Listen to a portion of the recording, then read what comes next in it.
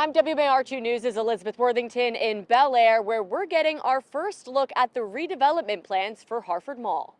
A shuttered department store with its faded logo. A reminder of what Harford Mall in Bel Air used to be. It's dreary, you know, it used to be like a really bustling place. Yeah. People used to be there. Now it's just kind of like desolate, it's dead. I think it's kind of surreal. Like, I grew up with like my dad and my mom taking me to Justice that was in here, and that's long gone. So it's kind of bittersweet. But rather than focusing on the past, new developers are putting forth their vision for the future. SJC Ventures just unveiled plans for the major redevelopment project here at the Harford Mall. Plans that have been in the works for more than a year. I think people have always been nervous that they didn't want it to be a quilt style development, meaning this part, and it all looks very disjointed.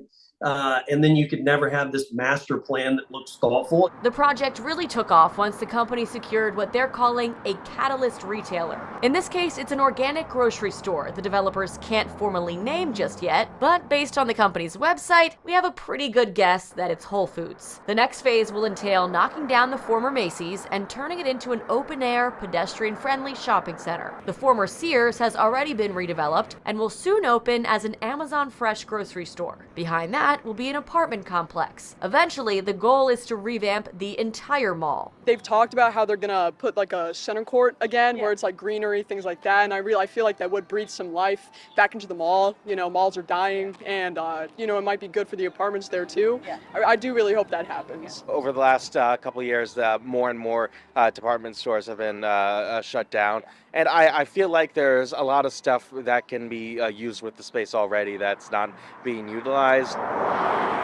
There's been some concern about congestion and traffic getting even trickier at this busy intersection. I mean, all over Bel Air, they've been implementing a lot of apartment complexes, and I have seen like an increase in the traffic in the past decade. The traffic's just going to keep getting worse. We've done our due diligence, so we've hired traffic engineers. We've worked with the staff at the town, and we are very comfortable that the traffic is going to be not an issue.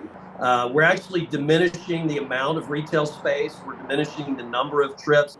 The goal is for the grocery store to open in 2027. There hasn't been a date set yet for the demolition of the former Macy's. It'll probably be a few years before the entire master plan comes to fruition. In Bel Air, Elizabeth Worthington, WMAR2 News.